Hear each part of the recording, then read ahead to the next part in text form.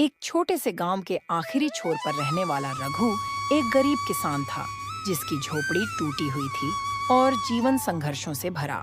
एक दिन वह अपने खेत में हल चला रहा था। तभी हल अचानक किसी सख्त चीज से टकराया। क्या है ये? रघु ने जमीन को थोड़ा और खोदा तो एक लोहे का पुराना संदूक निकला। उसकी आंखें फटी की फटी रह गईं। अरे, ये तो खजाना लगता है, पर इसे खोलूं तो कैसे? उसी समय उसका पड़ोसी किशन खेत से गुजर रहा था और बोला, रघु भाई, क्या मिला जमीन में? कुछ खास लग रहा है। रघु ने धीरे से कहा। किशन भाई, संदूक मिला है, लेकिन मन घबरा रहा है। कहीं किसी का पुराना सामान न हो। किशन ने चौंकते हुए कहा। अरे पगले, किस्मत ने दरवाजा खटखटाया है, खोल इसे, देख क्या है अंदर। रघु बोला, नहीं किशन, पहले पंच को बुलाते हैं। गांव के सामने जो भी होगा वही ठीक होगा। गांव के सरपंच भोलाराम आए, देखा संदूक और बोले, रघु, तुमने सही किया हमें बुलाकर। ये मामला छोटा नहीं है। रघु ने हाथ जोड़ते हुए कहा, सरपंच जी, मैं बस इतना चाहता हूं कि न्याय हो, जो सही हो वही हो। सरपंच ने गांव वालों को इकट्ठा किया और संदूक सबके सामने खोला गया। अंदर सोने के सिक्के, कुछ पुराने दस्तावेज और एक चिट्ठी थी जो किसी राजा के जमाने की लग रही थी। किशन खुशी से चिल्लाया, देखो, खजाना निकला है। रघु, अब तो तू अमीर हो गया। लेकिन सरपंच ने चिट्ठी पढ़ते हुए कहा, इसमें लिखा है, जो इसे पाए उसे गांव के कल्याण में लगाना होगा। रघु ने तुरंत जवाब दिया, तो फिर इसका एक हिस्सा स्कूल के लिए और एक अस्पताल के लिए दिया जाए। गांव के बूढ़े मुरारी बोले, रघु बेटा, तेरी सोच बड़ी है, लेकिन तू गरीब है, कुछ अपने लिए भी रख। रघु ने सिर झुकाकर कहा, दादाजी, अब मैं अकेला नहीं रहा। गांव मेरा परिवार है।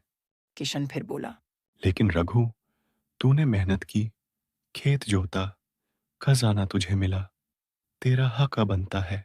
रघु मुस्कुराया, हाँ किशन भाई, हकक तो है, पर संतोष उससे बड़ा है। मेरे बेटे को अच्छी किताबें चाहिए, बस उतना रख लूंगा। सरपंच ने भावुक होकर कहा, रघु, ऐसे लोग सौभाग्य से मिलते हैं। हम सब मिलकर तेरे फैसले का सम्मान करेंगे। खजाने का बड़ा हिस्सा गांव के विकास में लग गया। स्कूल की छत बनवाई गई, दवाइयों की दुकान खुली, गांव में पहली बार बिजली आई और हर घर में उजाला फैला। रघु अब भी वैसे ही खेत में काम करता रहा जैसे पहले करता था, पर उसके चेहरे पर संतोष का तेज था। एक दिन गांव में एक रिपोर्टर आया और बोला, आप वही रघु हैं जिनके खेत से खजाना निकला था?